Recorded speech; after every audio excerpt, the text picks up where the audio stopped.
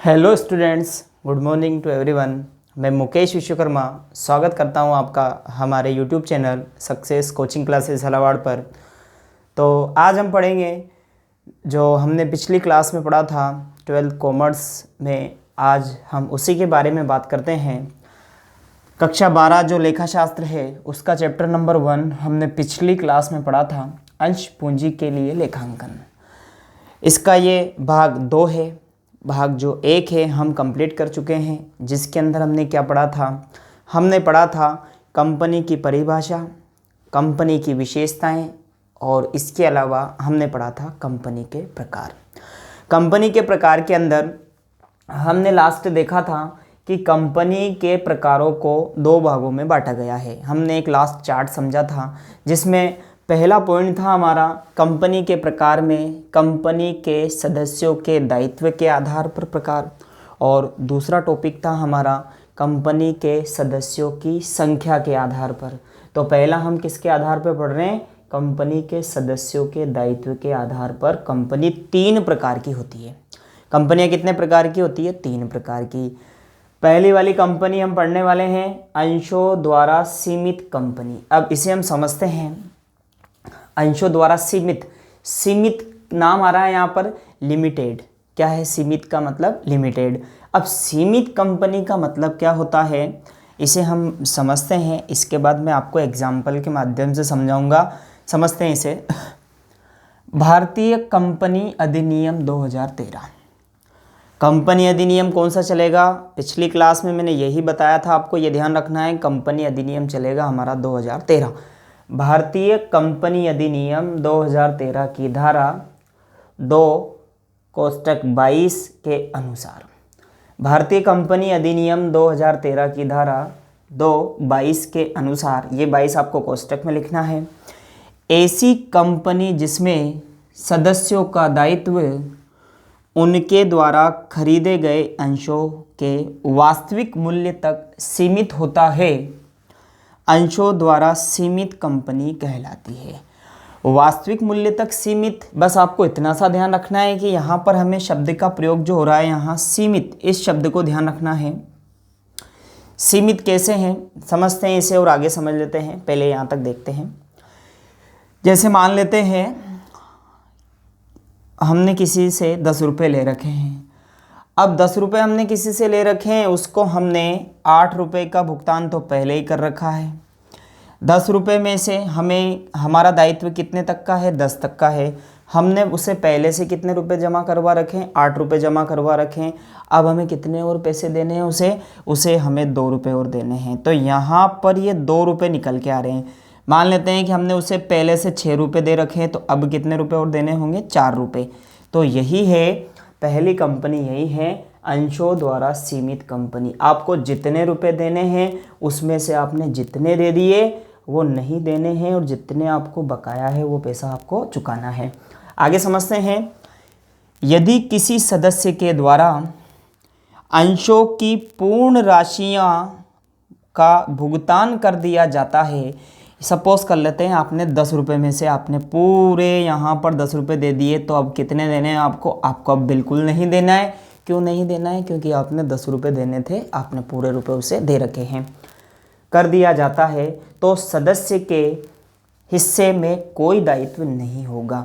अगर आपने 10 रुपये पहले दे दिए तो अब आपके हिस्से में कोई दायित्व नहीं होगा।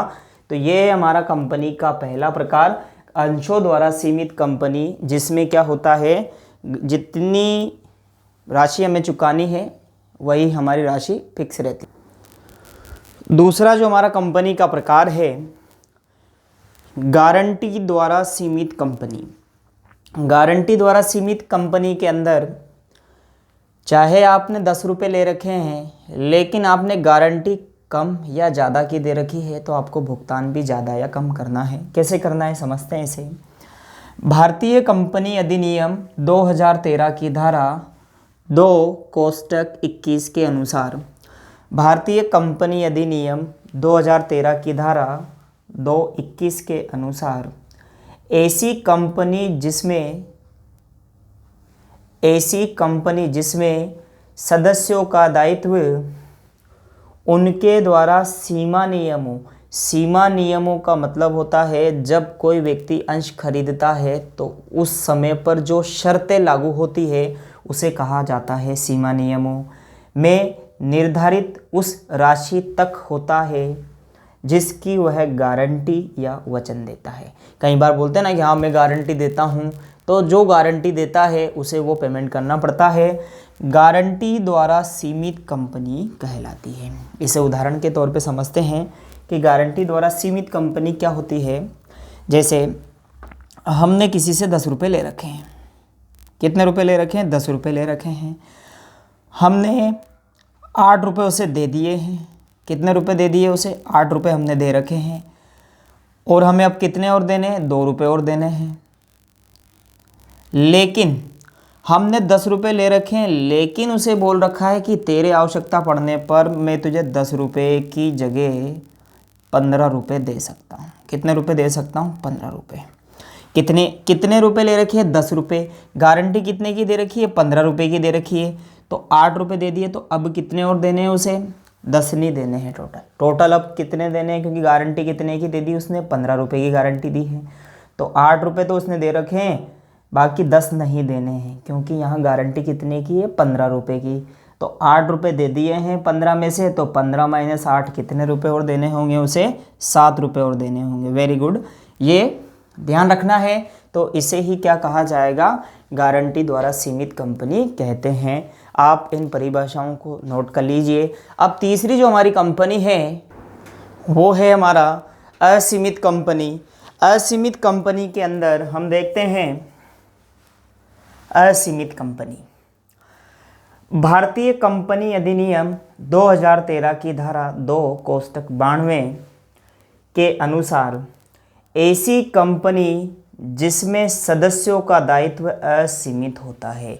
असीमित का मतलब जिसकी कोई सीमा नहीं होती है, अर्थात दायित्व निर्धारित नहीं होता है, असीमित दायित्व वाली कंपनी कहलाती है। तो असीमित दायित्व का मतलब होता है जिसमें कोई दायित्व फिक्स नहीं होता है। समझते हैं उसे उदाहरण के लिए। हमने किसी से 10 रुपये ले रखे हैं, उसको हमने 8 रुपये का भुगतान कर रखा है। अब यहाँ पर असीमित है दायित्व। असीमित में ज़्यादा भी हो सकता है और कम भी हो सकता है। मान लेते हैं कि सामने वाले को 10 रुपये की ज़रूरत नहीं है, सामने वाले को ज़रूरत पड़ती है 12 रुपये की। कितने रुपए की ज़रूरत पड़ रही है उसे? 12 रुपये की। तो हमने 8 रुपये दे दिए ना, तो उसे कितने रुपये और देने पड़ेंगे? 4 रुपये और देने पड़ेंगे। तो असीमित दायित्व में हमें पैसा ज़्यादा भी देना पड़ सकता है और हमें पैसा कम भी देना पड़ सकता है। जैसे 10 रुपये ले रखे हैं हमने, 8 रुपये दे दिए हैं, बाकी उसे ज़रूरत 9 रुपये की पड़ रही है। 10 रुपये लिए हैं, 9 रुपये उसे चाहिए, तो कितने रुपये और देने हैं यहाँ पर? 1 रुपया। तो ऐसा होता है। असीमित दायित्व में पैसे कम भी देने पड़ते हैं, पैसे ज़्यादा भी देने पड़ सकते हैं, पैसे बराबर भी देने पड़ सकते हैं। ये हमारा तीसरा प्रकार था कंपनी का, असीमित कंपनी। अब इसी के आगे जो हमारा कंपनी का अगला प्रकार है वो हम समझते हैं। दूसरा जो हमारा पॉइंट था कंपनी के प्रकार में, सदस्यों की संख्या के आधार पर कंपनी का वर्गीकरण। इसमें 3 प्रकार थे: सार्वजनिक कंपनी, निजी कंपनी और तीसरी हमारी जो कंपनी थी एकल स्वामित्व कंपनी। तो हम समझते हैं सार्वजनिक कंपनी भारतीय कंपनी अधिनियम की धारा 271 के अनुसार ऐसी कंपनी जो निजी कंपनी नहीं होती है, जो प्राइवेट कंपनी नहीं होती है, निजी व्यक्तियों का अधिकार नहीं होता है, जिस कंपनी के ऊपर निजी व्यक्तियों का अधिकार नहीं होता है, सार्वजनिक कंपनी कहलाती है। अर्थात जिस पर सरकार का अधिकार होता है। जिस पर किसका अधिकार होता है? सरकार का अधिकार होता है, सार्वजनिक कंपनी कहलाती है। सार्वजनिक कंपनी की 2 विशेषताएं हैं। विशेषताएं बहुत सारी है, लेकिन हमें सिलेबस में इतना ही दिया गया है। ऐसी कंपनी जो निजी कंपनी नहीं है, जो प्राइवेट कंपनी नहीं है, वो गवर्नमेंट कंपनी होती है, वो सरकारी कंपनी होती है। दूसरी है ऐसी कंपनी जो निजी कंपनी की सहायक कंपनी नहीं हो। मतलब सार्वजनिक कंपनी की सहायता निजी कंपनी ना तो कर सकती है, ना ही और कोई दूसरी कंपनी कर सकती है, तो वो कौन सी कंपनी कहलाएगी? सार्वजनिक कंपनी कहलाएगी। यदि किसी कंपनी की सहायता निजी कंपनी करती है तो वो सार्वजनिक कंपनी नहीं कहलाएगी, और अगर निजी कंपनी सहायता नहीं करती है तो वो सार्वजनिक कंपनी कहलाएगी। अगली है हमारी दूसरी कंपनी का जो प्रकार है निजी कंपनी। निजी कंपनी को हम समझते हैं, भारतीय कंपनी अधिनियम 2013 की धारा 278 के अनुसार, आपको ये धाराओं का जरूर ध्यान रखना है कि कौन सी धारा है, कौन सा अनुच्छेद है। तो ये अनुच्छेद होता है कोष्टक में, ये धारा दे रखी है, ये कोष्टक में अनुच्छेद, तो आप इसे ये भी बोल सकते हो भारतीय कंपनी अधिनियम 2013 की धारा 2 अनुच्छेद 78 के अनुसार ऐसी कंपनी जिसमें निजी व्यक्ति सदस्य के रूप में होते हैं, जिसमें निजी व्यक्ति सदस्य के रूप में होते हैं, जिसमें निजी व्यक्ति सदस्य के रूप में होते हैं, निजी कंपनी कहलाती है। अब निजी कंपनी की क्या विशेषताएं हैं? निजी कंपनी अपने अंशों के हस्तांतरण पर प्रतिबंध लगाती है। प्रतिबंध का मतलब रोक। अगर निजी कंपनी से किसी भी अंशधारक ने अंश खरीदे हैं तो वो अपने अंशों को किसी और को नहीं बेच सकता है, जिसने खरीदे हैं वही वापस आएगा। दूसरा है, इसमें सदस्यों की संख्या अधिकतम 200 होती है। ये ध्यान रखना है माय डियर स्टूडेंट्स, निजी कंपनी में अधिकतम जो सदस्य हो सकते हैं 200 हो सकते हैं, और सार्वजनिक कंपनी में अधिकतम सदस्य हो सकते हैं 50। ये ध्यान रखना है, ऊपर 50 हो सकते हैं अधिकतम सदस्य, और यहाँ पर अधिकतम सदस्य 200 हो सकते हैं, और यहाँ पर न्यूनतम सदस्य चाहिए 2, और यहाँ पर न्यूनतम सदस्य चाहिए 7। सार्वजनिक कंपनी में न्यूनतम सदस्य होने चाहिए 7, और निजी कंपनी में न्यूनतम सदस्य होने चाहिए 2। सार्वजनिक कंपनी में अधिकतम सदस्य होने चाहिए 50, निजी कंपनी में अधिकतम सदस्य होते हैं 200। अगला है, लास्ट है इसका निजी कंपनी की एक विशेषता, जनता को कंपनी की किसी प्रतिभूति का मतलब संपत्ति के अभिधान के लिए आमंत्रण निषेध का मतलब होता है मना करना करती है। अब आमंत्रण निषेध कैसे करती है कि आप निजी कंपनी की संपत्तियों को नहीं खरीद सकते हो।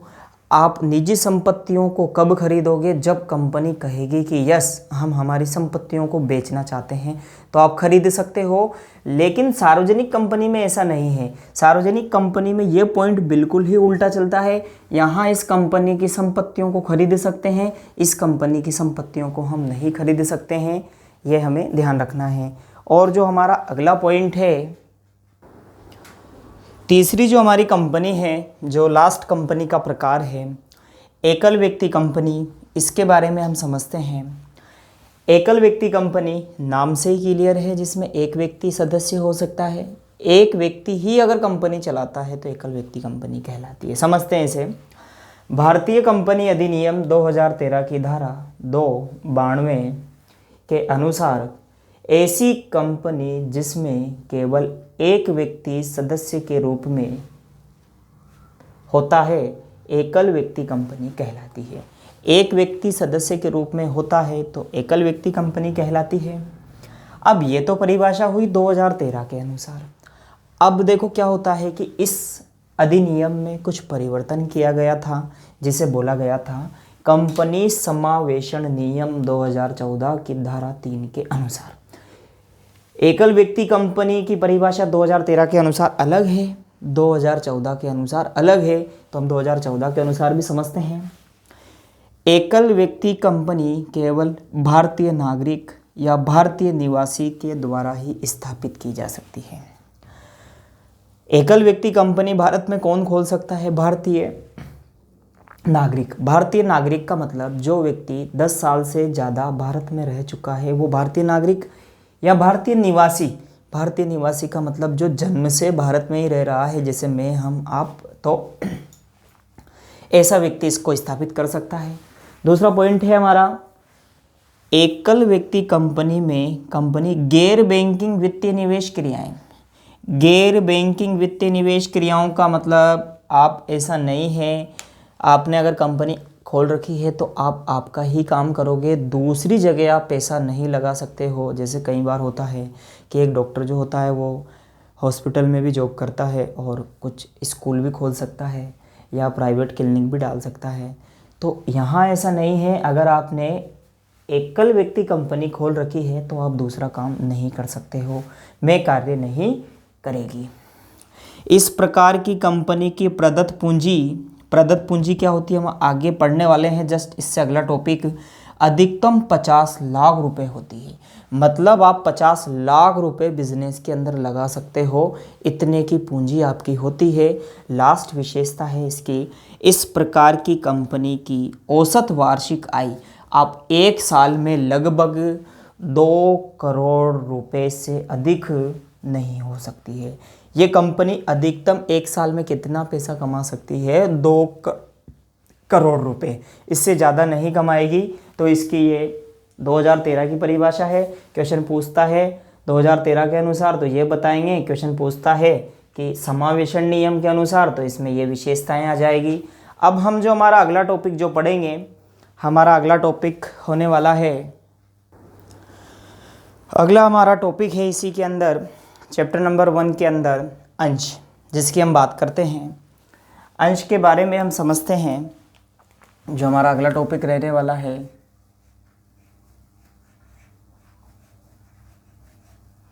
अंश, जिसे इंग्लिश में बोला जाता है शेयर। अब अंश के बारे में हम समझते हैं कि अंश क्या होता है। अंश कंपनी के द्वारा जारी किया जाता है। अंश एक कागज़ का टुकड़ा होता है। जैसे एक नोट हमने देखा है, नोट एक कागज़ का टुकड़ा होता है जिसके ऊपर 10 रुपये अगर लिखे होते हैं तो 10 रुपये का नोट बन जाता है। 2000 रुपये अगर नोट के ऊपर लिखे हुए हैं तो 2000 रुपये का नोट बन जाता है। चेक देखा है हमने, बैंक के द्वारा ग्राहक को चेक जारी किया जाता है। चेक के ऊपर अगर 200 रुपये लिख दिए तो 200 रुपये का चेक बन जाएगा, खाली चेक है। 00 रुपये लिख दिए तो 0 रुपये का चेक है। 10 लाख रुपये लिख दिए तो चेक 10 लाख रुपये का बन जाएगा।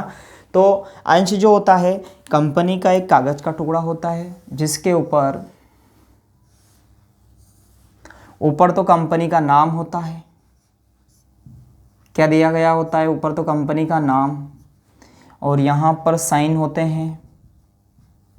यहाँ दिनांक जारी करने की दिनांक होती है कि इतनी इतनी तारीख को अंश दिया, किसको दिया, तो 2 यहाँ पर उस व्यक्ति का नाम होता है और जितने रुपए का अंश होता है यहाँ लिखे रहते हैं, यह है अंश का।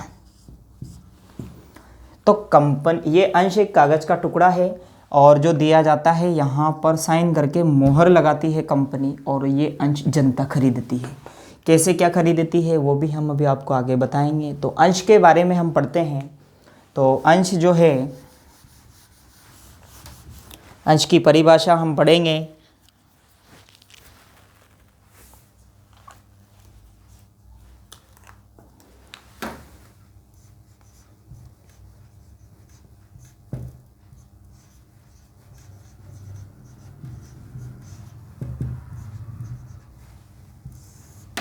अंश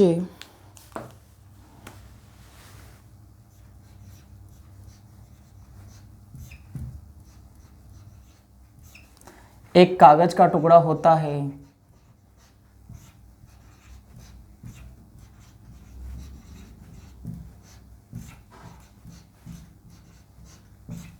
अंश एक कागज का टुकड़ा होता है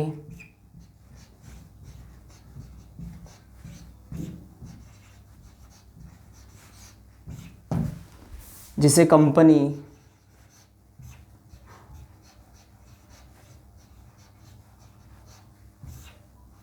सार्वमुद्रा के द्वारा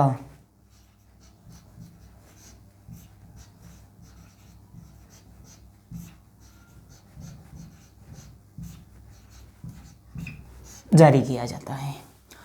अंश एक कागज का टुकड़ा होता है जिसे कंपनी की सार्वमुद्रा मैंने कल भी समझाया था आपको, पिछली क्लास में भी बताया था। सार्वमुद्रा का मतलब होता है मोहर।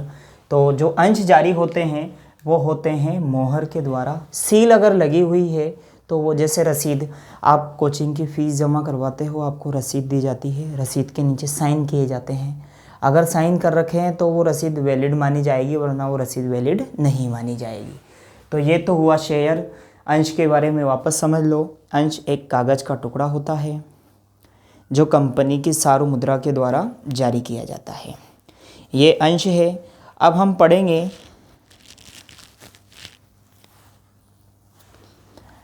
अंश के आगे ही एक छोटा सा टॉपिक है हमारा अंश पूंजी, जिसे बोला जाता है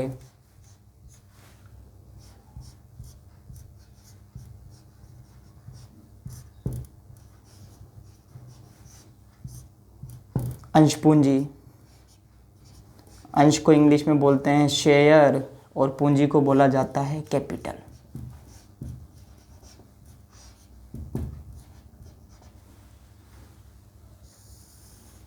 शेयर कैपिटल। अब थोड़ा सा हम समझ लेते हैं। ये मेन स्टेप है कंपनी की कि कंपनी क्या करने वाली है। आप इसको ध्यान लगा के समझना। अगर आपको नहीं समझ में आता है तो आप कमेंट बॉक्स में कमेंट कीजिए और मुझे बताइए कि ये प्रॉब्लम है। इसके बारे में हम समझते हैं एक कंपनी क्या करती है।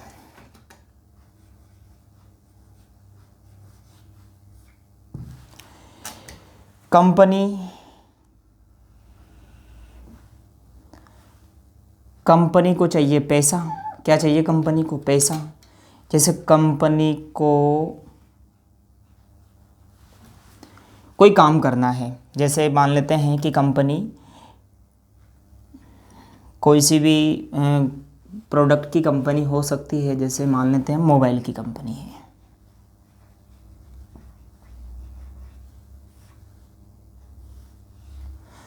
अब कंपनी क्या करना चाहती है? मोबाइल बनाएगी और कस्टमर को बेचेगी। कंपनी क्या करना चाहती है? कंपनी मोबाइल का निर्माण करना चाहती है और निर्माण करने के बाद में उसको क्या करना चाहती है? बेचना चाहती है। और कंपनी इस माध्यम से क्या करना चाहती है? लाभ कमाना चाहती है। ये कंपनी की प्रोसेस है कि कंपनी क्या करना चाहती है। कंपनी मोबाइल बनाना चाहती है, निर्माण करना चाहती है, इसे बेचना चाहती है और लाभ कमाना चाहती है। अब कंपनी मोबाइल का निर्माण करेगी तो ऐसा तो नहीं है कि निर्माण करने के लिए कुछ नहीं चाहिए। निर्माण करने के लिए मशीन चाहिए, पैसा चाहिए, जगह चाहिए और पता नहीं और क्या चाहिए। तो अब कंपनी को पैसा कहाँ से प्राप्त होता है?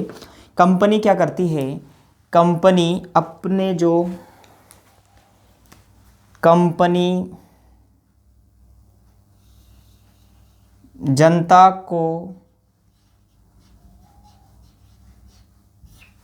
क्या करती है? जनता को अंश निर्गमित करती है, अंश बेचती है,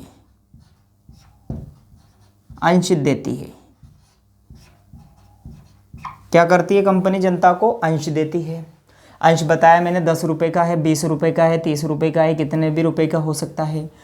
और जनता, कंपनी ने जनता को दिए अंश और जनता, देखो कंपनी ने तो दे दी अंश और जनता कंपनी को क्या देगी?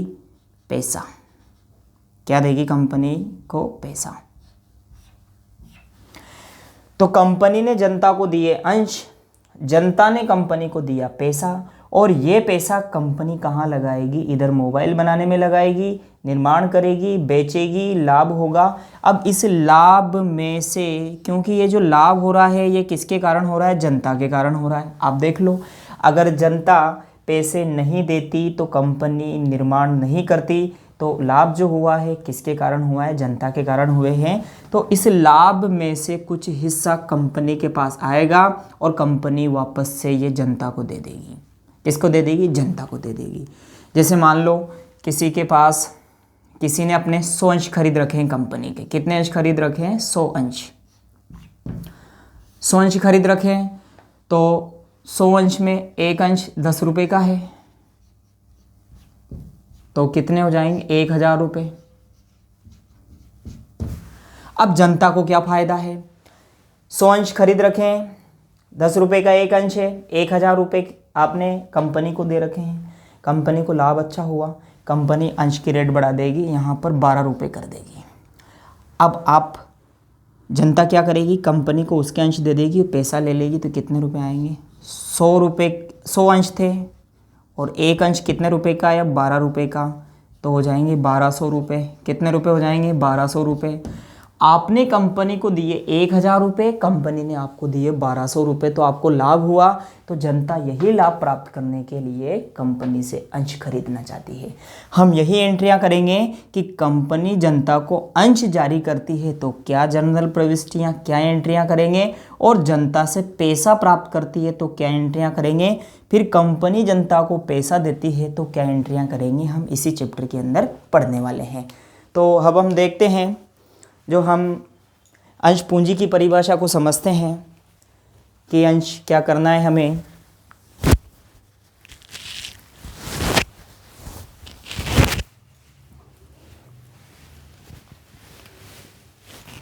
ये ध्यान से समझ लेना। अब हम लिखते हैं इसकी परिभाषा। अंश पूंजी के बारे में हम पढ़ते हैं।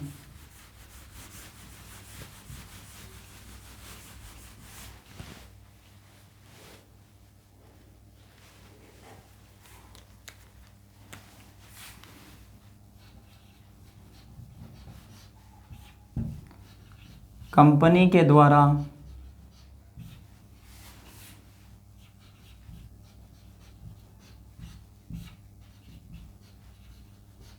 अपने अंश निर्गमन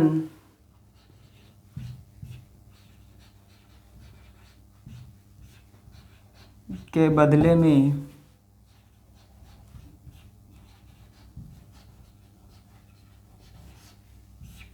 कंपनी के द्वारा अपने अंश निर्गमन के बदले में, निर्गमन का मतलब विक्रय करना, बेचना, निर्गमित करना, निर्गमन के बदले में जो धनराशि प्राप्त होती है उसे शेयर कैपिटल, उसे अंश पूंजी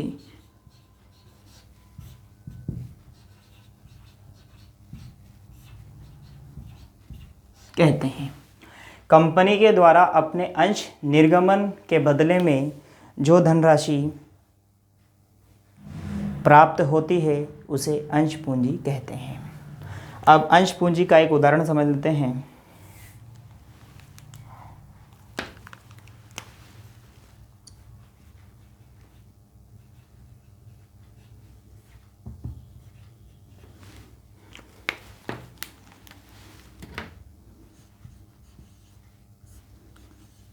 एक कंपनी के द्वारा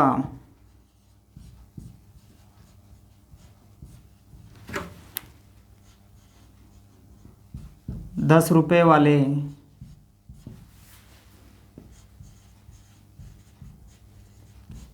सौ अंश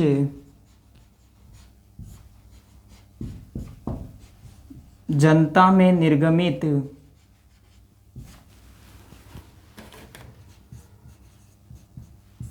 किए गए, देखो कंपनी जनता को देगी अंश और जनता कंपनी को देगी पैसे, किए गए तो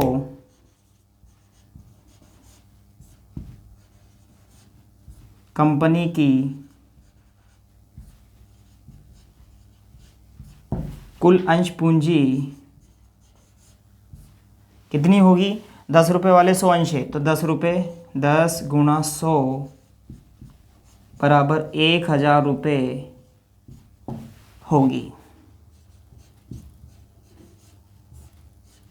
ये समझना है कि कंपनी ₹10 का एक अंश है, 100 अंश जनता में निर्गमित करना चाहती है, 100 अंश जनता को बेच रही है, तो कंपनी की कुल अंश पूंजी 10 रुपये का एक अंश है, 100 अंश है, तो 1000 रुपये कंपनी को प्राप्त होंगे और कस्टमर को 100 अंश प्राप्त होंगे, तो इसे कहा जाएगा अंश पूंजी।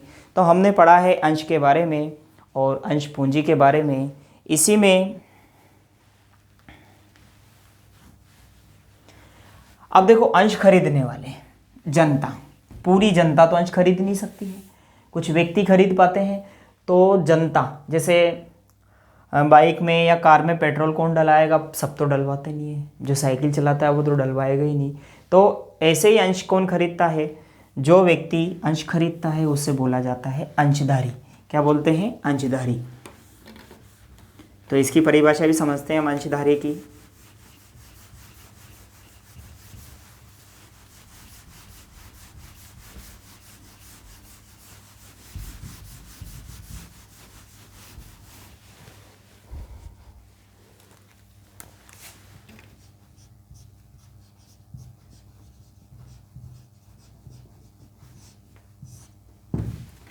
जिसे इंग्लिश में बोला जाता है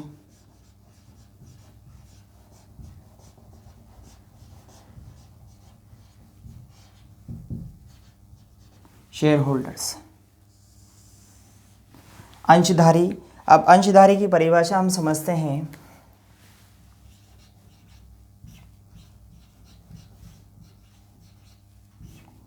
वह व्यक्ति या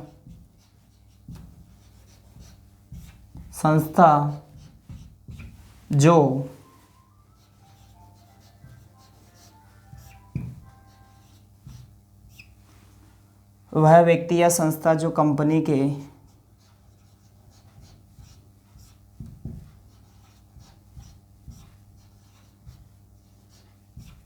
क्रय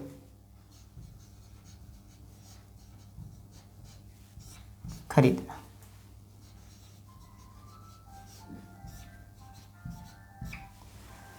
वह व्यक्ति या संस्था जो कंपनी के अंशों को क्रय करती है।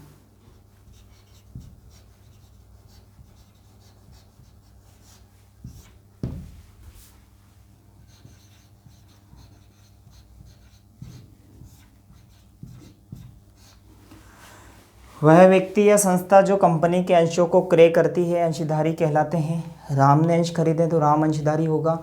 किसी संस्था ने खरीद लिया, जैसे मान लेते हैं मोहन जनरल स्टोर ने अंश खरीद लिए, तो अंशधारी कौन कहलाएगा? Mohan general store.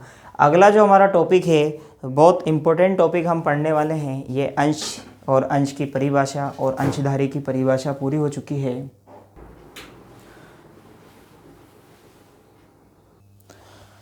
अगला हमारा टॉपिक है अंश पूंजी का वर्गीकरण या अंश पूंजी के प्रकार। हमने अंश की परिभाषा पढ़ी, अंश के प्रकार पढ़े, अंश पढ़े और अंश पूंजी पढ़ी और अंशधारी पढ़ा। अब हम पढ़ेंगे अंश पूंजी के प्रकार। अंश पूंजी के निम्न प्रकार होते हैं। देखो, हमारे काम आने वाले तो 5 हैं, लेकिन टोटल कितने प्रकार होते हैं? 7 प्रकार होते हैं। इसीलिए यहाँ पर एक बॉर्डर मैंने बनाई है। समझते हैं, एक एक के बारे में हम डिटेल पढ़ेंगे। कई बार क्वेश्चन 7 नंबर का थ्योरी में भी पूछ लिया जाता है कि अंश पूंजी के वर्गीकरण को विस्तार पूर्वक समझाइए। हम समझते हैं इसको। जो अंश पूंजी के प्रकार में पहली अंश पूंजी होती है अधिकृत पूंजी, जिसे बोलते हैं ऑथोराइज्ड शेयर कैपिटल। दूसरी होती है निर्गमित पूंजी, जिसे हम बोलते हैं इशूड शेयर कैपिटल। तीसरी पूंजी होती है प्राथित पूंजी।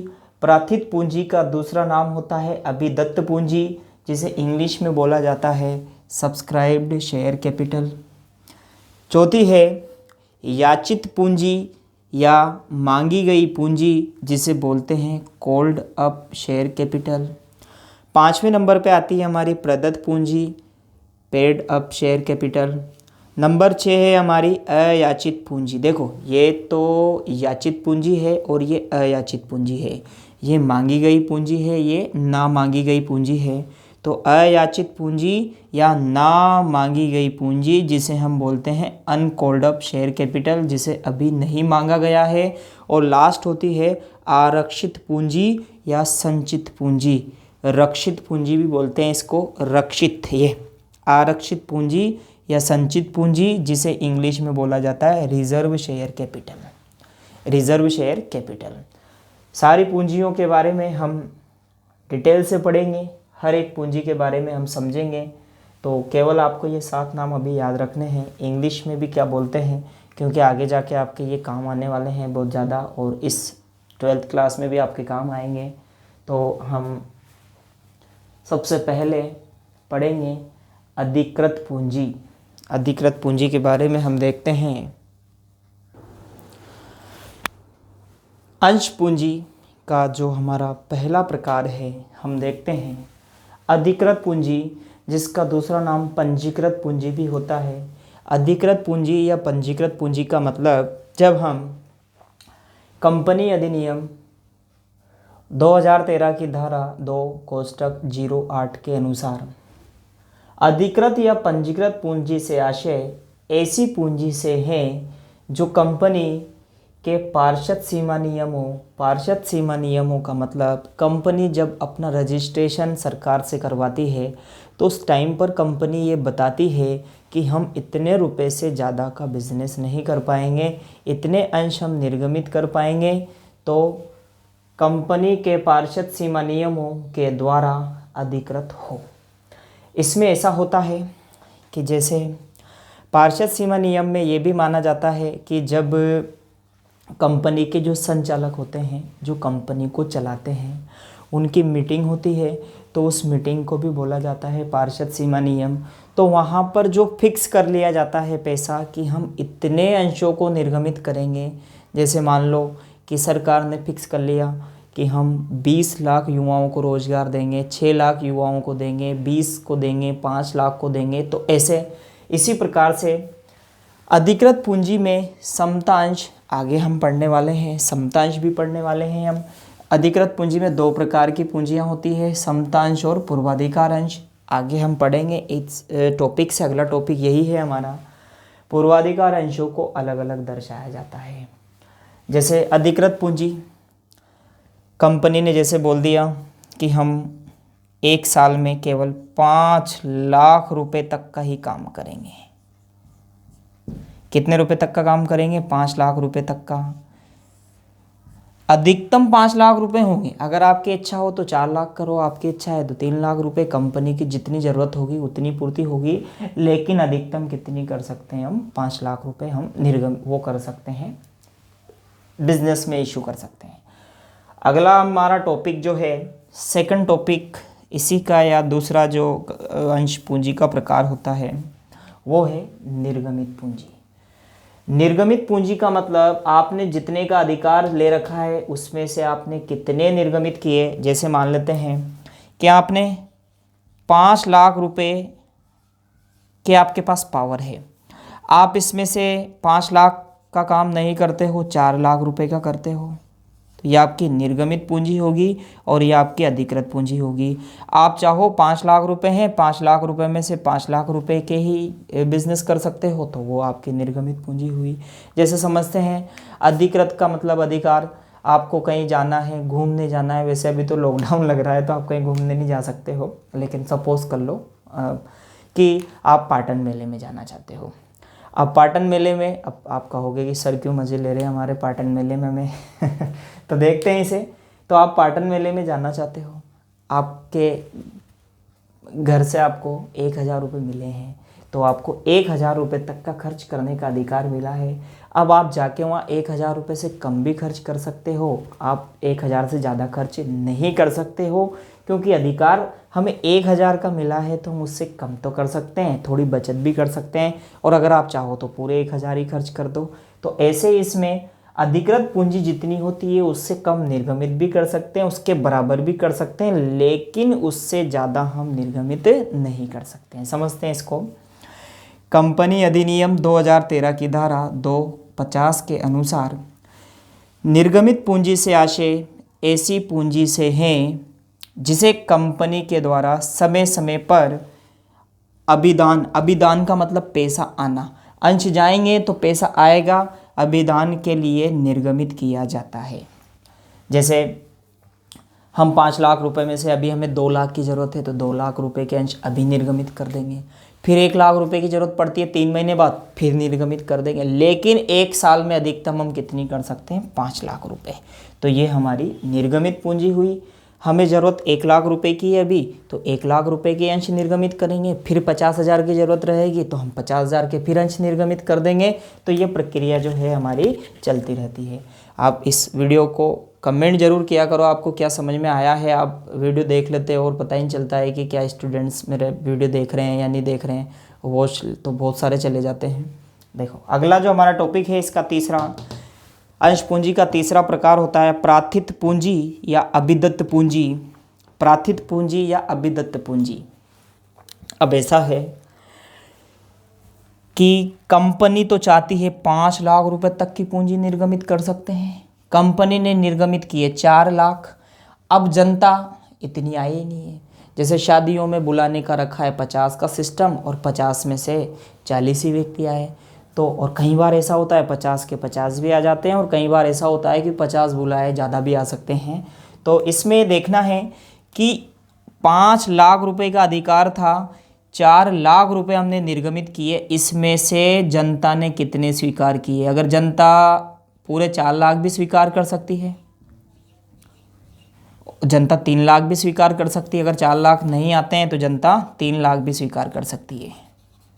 तो जितने जनता ने स्वीकार किए उसको बोला जाता है प्राथित पूंजी या अभिदत्त पूंजी।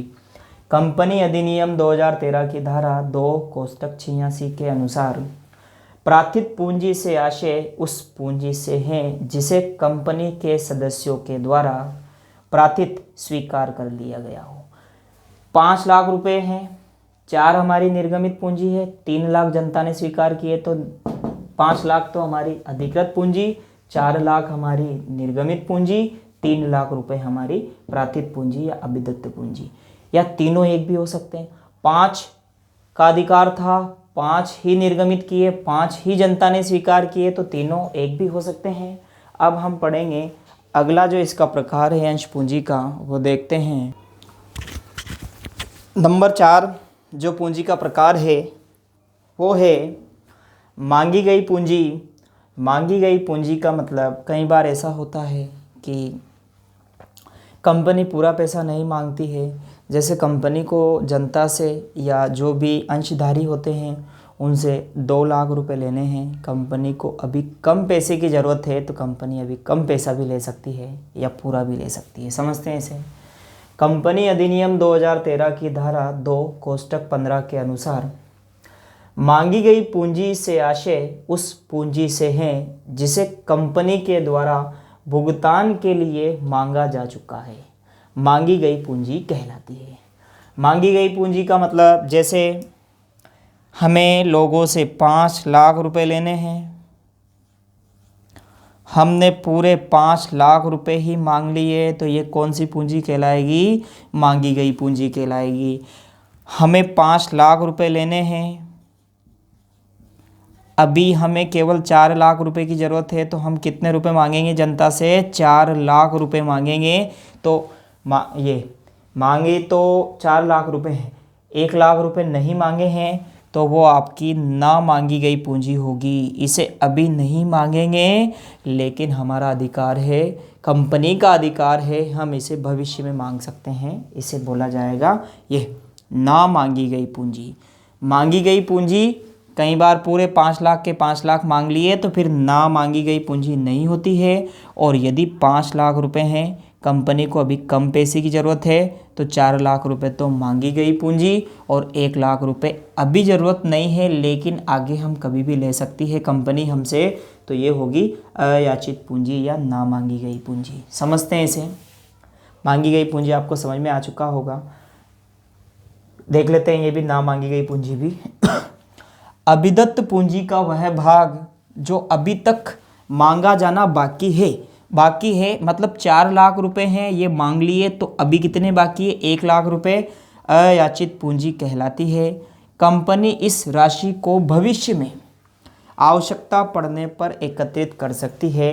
ये 1 लाख रुपए कंपनी कभी भी आपसे ले सकती है, 1 साल, 6 महीने, 3 महीने बाद, जब भी कंपनी को आवश्यकता होगी आपसे ये पैसा मांग सकती है। अगला है प्रदत्त पूंजी। कंपनी अधिनियम 2013 की धारा 264 के अनुसार, इसमें धारा नहीं है ये ध्यान रखना है क्योंकि 5 तक ही इम्पोर्टेंट है हमारे, बाकी 2 एक्स्ट्रा है उसमें कोई धाराएं नहीं है। कंपनी अधिनियम 2013 की धारा 264 के अनुसार प्रदत्त पूंजी से आशय जमा की गई उस धनराशि से है जो कंपनी को प्राप्त हो गई हो, प्रदत्त पूंजी कहलाती है। प्रदत्त पूंजी का मतलब 5 लाख रुपए हैं, जनता से 5 लाख लेने हैं, कंपनी ने 5 लाख रुपए मांग लिए और अगर जनता ने हमें पूरे ही पैसे दे दिए, 5 लाख के 5 लाख रुपए दे दिए, तो ये कौन सी पूंजी कहलाएगी? प्रदत्त पूंजी। प्रदत्त का मतलब प्रदान किया गया पैसा। और अगर हमें 5 लाख जारी किए थे, 5 लाख मांग लिए, जनता ने हमें अभी 4 लाख रुपए दिए, तो ये कौन सी पूंजी कहलाएगी? ये भी प्रदत्त पूंजी। क्योंकि हमें किसी से पैसा लेना है तो फिक्स है कि वो पूरा ही देगा, लेकिन कई बार ऐसा होता है कि पूरा पैसा नहीं देता है, कुछ रोक लेता है। अब जो हमारा लास्ट प्रकार है, एक बस बचा हुआ है, उसके बाद कंपनी की अंश पूंजी का वर्गीकरण पूरा हो चुका है। नंबर 7 लास्ट बची हुई है, आरक्षित पूंजी या संचित पूंजी। इस पूंजी में ये बात हमें ध्यान रखनी है कि नंबर 6 और नंबर 7 दोनों एक जैसी है, लेकिन नंबर 6 को कंपनी भविष्य में कभी भी मांग सकती है। नंबर 7 पे जो है ये आरक्षित पूंजी या संचित पूंजी, इसे कंपनी केवल समापन के समय ही मांग सकती है, ये ध्यान रखना है। संचित पूंजी से आशय ना मांगी गई पूंजी के उस भाग से हैं जिसे कंपनी एक विशेष प्रस्ताव पास करके, जब कंपनी बंद होने लगती है उससे कुछ समय पहले एक पत्र सभी को लिखा जाता है कि अब कंपनी बंद होने वाली है, हमने 2015-2013 में जो पैसा आपसे नहीं मांगा था, अब 2021 में हम मांगने वाले हैं। तो जिसे कंपनी एक विशेष प्रस्ताव पास करके, विशेष प्रस्ताव पास करने का मतलब जितने भी वो अंश खरीद रखे हैं उनके पास एक पत्र जाता है कि अब कंपनी का समापन होने वाला है, हमने आपसे 3 लाख रुपए में से 2 लाख रुपए लिए थे, 1 लाख जो बकाया थे अब हम आपसे मांगने वाले हैं। कंपनी के समापन, समापन का मतलब कंपनी का अंत, कंपनी के समापन के समय मांगा जाता है, आरक्षित पूंजी या संचित पूंजी कहलाती है। तो ऐसी पूंजी जिसे कंपनी के समापन के समय एक विशेष प्रस्ताव पास करके मांगा जाता है, आरक्षित या संचित पूंजी कहलाती है। जैसे समझते हैं इसको, कंपनी को 5 लाख रुपए लेने थे, कंपनी ने 4,50,000 रुपये तो पहले ही प्राप्त कर लिए हैं और ये 50,000 जो बचे हुए हैं ये हैं आरक्षित पूंजी या संचित पूंजी के। तो कंपनी इन पैसे को कब मांग सकती है? ये मांगे जाएंगे कंपनी के समापन पर। कब मांगे जाएंगे? कंपनी के समापन पर। चाहे कंपनी का समापन 15 साल बाद होता है तो ये पैसा 15 साल बाद मांगेंगे, 20 साल तो ये पैसा एक तरह से सुरक्षा के लिए रखा जाता है। जैसे एक हर व्यक्ति के पास मेडिकल सुविधाओं के लिए पैसे होते हैं एक्स्ट्रा, गरीब भी व्यक्ति अगर 100 रुपये भी कमाएगा तो कुछ पैसे ज़रूर रखता है अपने स्वास्थ्य के लिए। ठीक उसी प्रकार से कंपनी भी समापन के समय समस्याएं ना हो इसलिए ये संचित पूंजी रखती है। अब हमारा जो अगला टॉपिक होगा, हमने आज की क्लास में पढ़े हैं, अंश के बारे में पढ़ा है और कंपनी के प्रकार पढ़े हैं, अंश पढ़ा है, अंशों का वर्गीकरण पढ़ा है। अब हम पढ़ेंगे अंशों के प्रकार। अब हम क्या पढ़ने वाले हैं? तो हमारा जो अगला टॉपिक होगा वो होगा अंशों के प्रकार। ये हमारे अंशों का वर्गीकरण हो चुका है पूर्ण, अंश पूंजी का वर्गीकरण। अब हम पढ़ेंगे अंशों के प्रकार।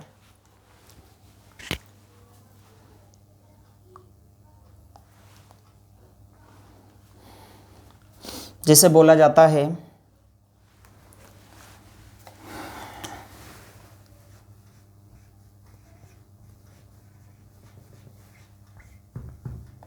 अंशों की श्रेणियां या अंशों की प्रकृति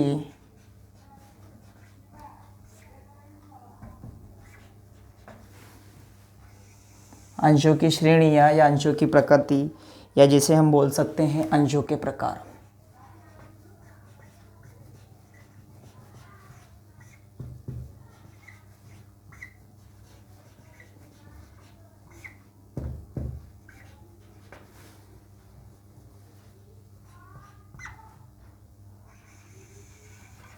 अंशों के प्रकार तो हम पढ़ेंगे।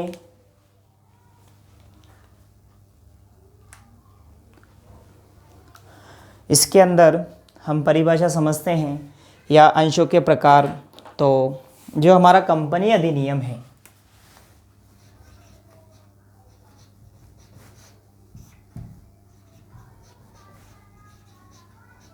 कंपनी अधिनियम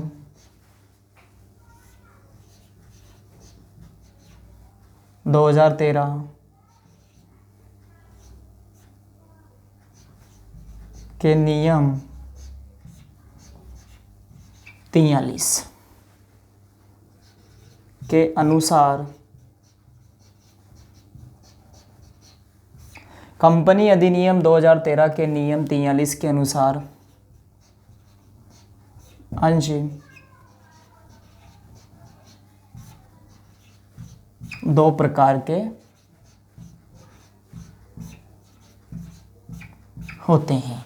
अंश कितने प्रकार के होते हैं? 2 प्रकार के होते हैं। पहले जो अंश होते हैं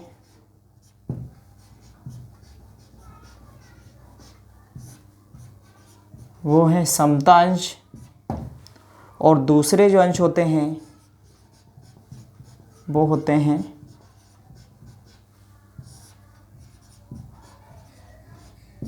पूर्वाधिकार अंश, जिसे इंग्लिश में समता अंश को बोला जाता है इक्विटी शेयर, और पूर्वाधिकार अंश को बोला जाता है प्रेफरेंस शेयर। समता अंश और पूर्वाधिकार अंश। समता अंश में तो ऐसा होता है कि देखो, समता अंश में लाभ और हानि दोनों मिल जाते हैं। पूर्वाधिकार अंश में केवल हमें लाभ ही मिलता है।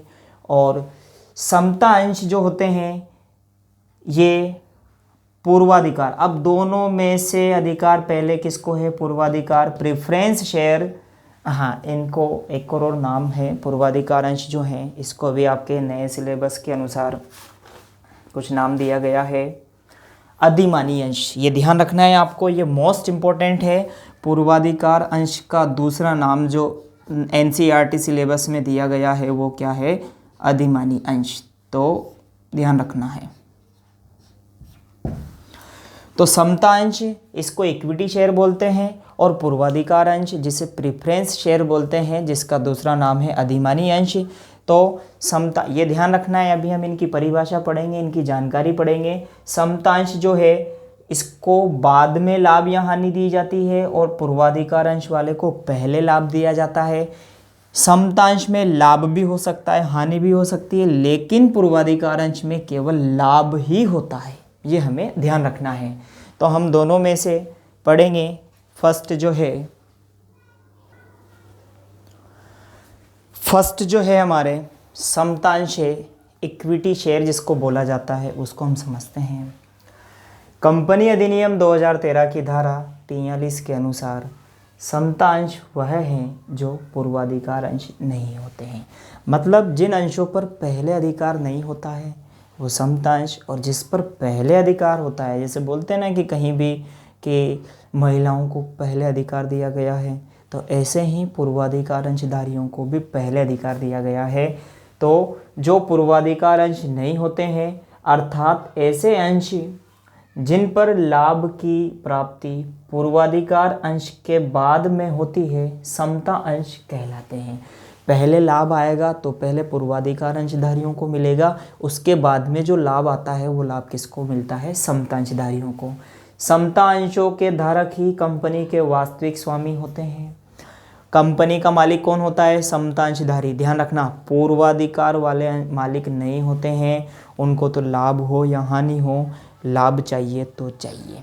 तो कंपनी के वास्तविक स्वामी कौन होते हैं? समता अंशधारी। और यह कंपनी के अधिकतम जोखिम और लाभ के हकदार होते हैं। देखो, समता अंश में लाभ ज़्यादा भी हो सकता है, कम भी हो सकता है, जोखिम ज़्यादा भी हो सकती है, कम भी हो सकती है। पूर्वाधिकार में तो फिक्स है 10%, 5%, 4%, यहाँ फिक्स नहीं है। हम कुछ पॉइंट इसकी विशेषताएं देखते हैं समता अंशों की। समता अंशधारियों मतलब समता अंश खरीदने वाले कौन होते हैं? समता अंशधारी। समता अंशधारियों को पूर्वाधिकार अंशधारियों के बाद में लाभ प्राप्त होता है। पहले कंपनी को अगर लाभ हुआ तो पहले पूर्वाधिकार अंशधारियों को मिलेगा और फिर बाद में मिलेगा समता अंशधारियों को। कंपनी के पास दो तरह के अंश होते हैं, आपकी जो इच्छा हो आप दोनों में से कोई सा भी अंश खरीद सकते हो। दूसरा है समता अंशों पर लाभ की दर निश्चित नहीं होती है। पूर्वाधिकार अंशों के आगे लिखा रहता है 9%, पूर्वाधिकार अंश 10%, 20%, लेकिन समतांश के आगे ये परसेंट नहीं होती है, डायरेक्ट समतांश तो ऐसे होते हैं ये समतांश। तो समतांशों पर लाभ की दर निश्चित नहीं होती है, वो तो बाद में फिक्स किया जाता है, ज़्यादा लाभ है या कम लाभ है। समतांशों पर प्रत्येक वर्ष लाभ अलग अलग हो सकता है। पूर्वाधिकार में तो हर साल 9% मिलेगा, लेकिन समतांश में कंपनी को ज़्यादा लाभ हुआ तो ज़्यादा मिलेगा, इस साल कम हुआ तो कम मिलेगा, अगले साल ज़्यादा हुआ तो ज़्यादा। समतांशों पर लाभ जो होता है वो हर साल अलग अलग होता है। समतांश पूंजी भी दो प्रकार की होती है सॉरी, समतांश की जो पूंजी होती है वो भी कितने प्रकार की होती है? दो प्रकार की होती है। पहली है मताधिकार सहित, मतलब ये जिसने भी अंश खरीद रखे हैं वो कंपनी में वोट दे सकता है, मतलब एक संचालक सेलेक्ट कर सकते हैं। 50 लोगों ने अंश खरीद रखे हैं तो 50 लोग वोट देंगे, वो जिसको भी वोट देंगे वो व्यक्ति कंपनी का संचालन करेगा। तो एक तो होते हैं मताधिकार सहित जो मत देने जाते हैं, और एक होते हैं मताधिकार हेतु विभेदक अधिकार जो मत देने वोट देने नहीं जाते हैं। कुछ तो ऐसे होते हैं जो वोट देने जाते हैं, संचालक चुनते हैं, और कुछ ऐसे होते हैं जो वोट देने नहीं जाते हैं, जो अपना संचालक नहीं चुनते हैं। अगर आपको समय मिल रहा है आप वोट देने जा सकते हो तो आप मताधिकार सहित में जाना, और अगर आप नहीं जा सकते हो, आपके पास समय नहीं है, आप बस पैसे लगा के लाभ प्राप्त करना चाहते हो, तो आपको लेना होगा मताधिकार हेतु विभेदक अधिकार, मतलब अलग। तो एक तो होता है वोट देने वाले और एक होते हैं वोट नहीं देने वाले। अब हम पढ़ते हैं पूर्वाधिकार अंश के बारे में, जिसका NCERT सिलेबस के अनुसार नाम अधिमानी अंश है। कंपनी अधिनियम की धारा 43 के अनुसार कंपनी अधिनियम 2013 है, ये आपको ध्यान रखना है। तो कंपनी अधिनियम 2013 की धारा 43 के अनुसार ऐसे अंश जिनमें लाभांश प्राप्त करने का अधिकार पहले होता है पूर्वाधिकार अंश कहलाते हैं। नाम से ही क्लियर हो रहा है, पूर्वाधिकार पहले अधिकार, तो ऐसे अंश जिन पर लाभ प्राप्त करने का अधिकार पहले होता है पूर्वाधिकार अंश कहलाते हैं। पूर्वाधिकार अंशों की कुछ विशेषताएं हैं। पूर्वाधिकार अंशों में कंपनी के समापन के समय समता अंशधारियों से पहले पूंजी प्राप्त करने का अधिकार होता है। देखो, जिसने पूर्वाधिकार अंश खरीदे हैं उसने भी पैसा लगाया है, जिसने समता अंश खरीदे हैं उसने भी पैसा लगाया है। तो जब कंपनी का समापन होता है, कंपनी का अंत होता है, तो उस समय पर कंपनी पहले पैसा किसको लौटाएगी? पूर्वाधिकार अंशधारियों को। उसके बाद में पैसा किसको लौटाएगी? समता अंशधारियों को, क्योंकि पूर्वाधिकार अंशधारियों को पहले अधिकार दिया जाता है। इन अंशों पर निश्चित दर से लाभांश प्राप्त होता है। समतांश में पढ़ा था हमने, वहाँ लाभांश की दर निश्चित नहीं होती है, लेकिन पूर्वाधिकार अंश में लाभ की दर निश्चित रहती है, 9%, 5%, 10%। अगला है अधिमानी अंशों पर लाभ की दर निश्चित होती है। वही है बात कि लाभ कितना मिलेगा, फिक्स रहता है कि इतना ही लाभ मिलना है तो वही लाभ मिलेगा। अधिमानी अंशधारियों को समता अंशधारियों से पहले लाभ प्राप्त करने का अधिकार प्राप्त होता है। कंपनी को अगर लाभ होता है तो सबसे पहले जो लाभ है वो लाभ किसको दिया जाएगा? समता अंशधारियों को नहीं मिलेगा, पहले मिलेगा पूर्वाधिकार अंशधारियों को, या जिसका दूसरा नाम है अधिमानी अंशधारी। तो ये हैं पूर्वाधिकार अंश और इसकी विशेषताएं। अब हम पढ़ेंगे पूर्वाधिकार अंश के प्रकार। अब आज का जो हमारा लास्ट टॉपिक है, लास्ट जो हमारा पॉइंट बचा हुआ है, अधिमान अंश या पूर्वाधिकार अंशों के प्रकार। जैसे हमने देखा था समता अंश दो प्रकार के होते हैं, मताधिकार और गैर मताधिकार वाले। ठीक इसी प्रकार से अधिमानी अंश निम्न प्रकार के होते हैं। पहला है अंश भागी अधिमान अंश। अंश भागी का मतलब जो अंशों में भाग ले सकते हैं, अंशों को देख रेख कर सकते हैं, अंशों के बारे में जानकारी प्राप्त कर सकते हैं, अंश भागी अधिमान अंश। दूसरे होते हैं गैर अंश भागी अधिमान अंश, जो अंशों में भाग नहीं ले सकते हैं, केवल दूर रहकर ही अपना लाभ प्राप्त करेंगे। तीसरा प्रकार होता है संचयी अधिमान अंश। संचयी का मतलब जिसमें लाभ को इकट्ठा किया जा सकता है, भविष्य के लिए पैसा इकट्ठा किया जा सकता है। आप ऐसे अंशों में हर साल लाभ नहीं लेकर आगे आने वाले 4 साल 5 साल में एक साथ लाभ ले सकते हैं। असंचयी अधिमान अंश, इसमें लाभ आपको हर साल प्राप्त होगा, आप इसमें संचय बचत नहीं कर सकते हो, आपको हर साल आपका लाभ मिलता रहेगा। शोध्य अधिमान अंश। शोध्य का मतलब जिनका शोधन को बोलते हैं रिपेमेंट, भुगतान। तो शोध्य अधिमान अंश ऐसे अधिमान अंश जिनका भुगतान कंपनी अपने जीवन काल में कर देती है।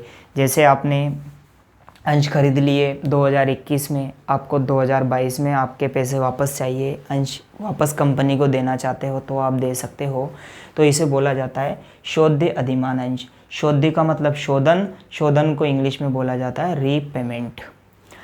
अशोध्य अधिमान अंश, अब इन अंशों का भुगतान कभी नहीं करती है कंपनी।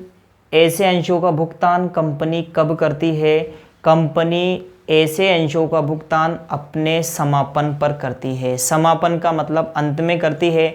2021 में आपने अंश खरीदे हैं, अगर आप चाहते हैं कि आपको आपका पैसा बदले में कंपनी के अंत में मिले और एक साथ मिले, जैसा जीवन बीमा पॉलिसी में होता है, एक समय अवधि के बाद पैसा मिलता है या व्यक्ति की मृत्यु के बाद उसके उत्तराधिकारी को पैसा मिलता है, ठीक इसी प्रकार से अशोध्य अधिमान अंशों पर जो भुगतान होता है वो कंपनी अपने जीवन काल में अंत में करती है। तो ये हमारा आज का टॉपिक जो है पूरा हो चुका है। आई होप कि आपको समझ में आया होगा, और आपने अभी तक भी अगर हमारे YouTube चैनल को सब्सक्राइब नहीं किया है तो सब्सक्राइब कीजिए। आपके हर एक चैप्टर की वीडियो 1 बाय 1 कंप्लीट हम करवा देंगे, और पूरा सिलेबस आपके YouTube चैनल या हमारी Google app success coaching classes Jhalawar पर हम अवेलेबल करवाएंगे। तो आप जल्दी से हमारे चैनल को सब्सक्राइब कीजिए और कमेंट ज़रूर करके बताइए कि आपको वीडियो के अंदर क्या कमी नज़र आई है, या आपको क्या समझ में आया है या क्या नहीं समझ में आया है। Thanks for watching our YouTube channel.